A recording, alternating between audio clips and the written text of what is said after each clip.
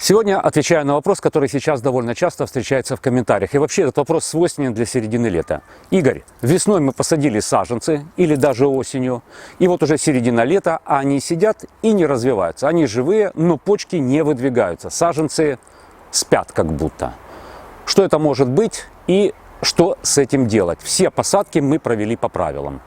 Ну, если предположить, что вы посадки действительно сделали по правилам, все сделали правильно, то у меня только одно объяснение этому явлению. Плохая корневая система.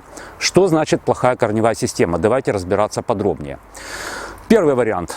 Конечно, больше мы будем говорить сегодня о саженцах с открытой корневой системой. Вот эти саженцы при выкопке, естественно, корневая система травмируется, обрубается. Это неизбежно.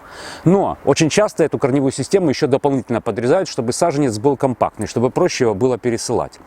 И вот плохие интернет-магазины, да-да, есть именно такие, есть хорошие, а есть плохие. Плохие интернет-магазины очень часто эти саженцы передерживают, пересушивают у себя. Они, собственно говоря, их не выращивают. Они их берут где-то, закупают, являются просто посредниками и потом продают вам. Должного ухода, должного содержания эти саженцы не получают. Их корневая система и так сильно травмированная, после выкопки, обрезки дополнительной, еще и пересыхает и частично отмирает. Второй вариант, конечно, напрямую связан с войной, которая сейчас идет в Украине. Из-за этой войны у нас полностью нарушена логистика. И саженцы, даже из хорошего питомника, даже из хорошего интернет-магазина, с хорошими корнями, зачастую могут идти очень долго, соответственно, пересыхать. Ну и, наконец, третья проблема. Все хорошо, хороший саженец, хорошие корни. Вы правильно его посадили, но ваша земля заражена либо корневыми болезнями, какими-то корневыми гнилями, либо заражена корневыми вредителями. А что значит, собственно говоря, как определить, живой саженец вообще или не живой, живая у него корневая система или нет? Все это, конечно, надо было делать сразу, во время посадки. Возьмите саженец и ногтем, просто ногтем, не ножом, ногтем, поковыряйте его кору. Под корой должно быть зелененькое, светленькое, значит саженец живой. Если там коричневая, скорее всего, верхняя часть мертвая. Обрезайте ее смело, до того места, где под корой не будет зеленое, до живого места. Конечно, обрезать нужно будет строго выше прививки.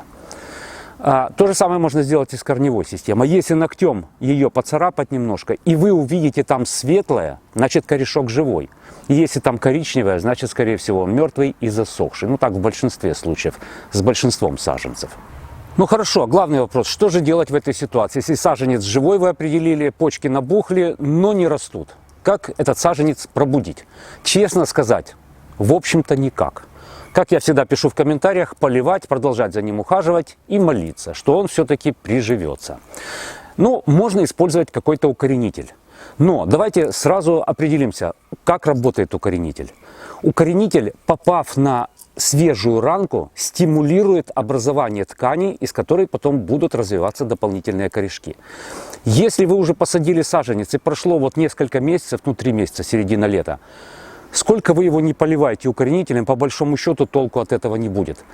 Вот этим укоренителем надо было обрабатывать сразу саженец. Обрезать корешки до живого, если они подсохли, обрезать до живого и выдержать в укоренителе. Вот тогда простимулировали бы образование дополнительных корней. Сейчас поливать, по большому счету, без разницы. Некоторые пишут, чем удобрить? Да ничем его не надо удобрять. Понимаете, это как больной, который лежит в реанимации. Мы же не кормим его бифштексами и отбивными. У него совершенно другое питание, если оно вообще есть. Точно так же и у такого саженца. Поэтому просто, регулярно поливайте, ни в коем случае не забрасывайте. Есть вариант сильной обрезки. В общем-то, это логично. Когда маленькая, слабая, полумертвая корневая система, а саженец довольно большой, почек много, он не может их просто всех вытолкнуть, чтобы они развивались. Поэтому делают сильную обрезку, оставляя всего несколько почек. Но обязательно над прививкой, то есть чтобы у вас не дичка росла, а именно тот сорт, который вы купили. И вот эти несколько почек, питаясь от маленькой, дохленькой такой корневой системы, все-таки имеют шанс проснуться и начать развиваться. Ну и, наконец, можно использовать вариант, который, конечно, достаточно радикальный, но который я использовал с хорошим результатом. Это выкопать такие саженцы, внимательно осмотреть корни и попытаться такой саженец спасти. пересадив его. Вот я, например, пересаживаю в контейнер. В контейнере гораздо проще и удобнее ухаживать за саженцем. Вы его в тенечек можете поставить. Вы можете контролировать влажность почвы в этом самом контейнере, вовремя поливать его. Конечно, перед такой пересадкой корешки осматриваем, обрезаем все больное, все, если это болезнь, например, уничтожаем вредителей, проливаем это место от болезней и вредителей, если вдруг вы их обнаружили там. И саженец в контейнере, в принципе, вы имеете хорошие шансы реанимировать, и где-то уже к осени он будет у вас готовый к тому, чтобы опять посадить его на постоянное место. Ну и в заключение хотел, конечно, сказать про правильную посадку. Под словом «правильная посадка» разные люди понимают разное. Вы можете заглубить корневую шейку, и саженец не будет развиваться. Вы можете внести такое количество удобрений в посадочную яму, что просто сами сожгли своими руками эти самые корни.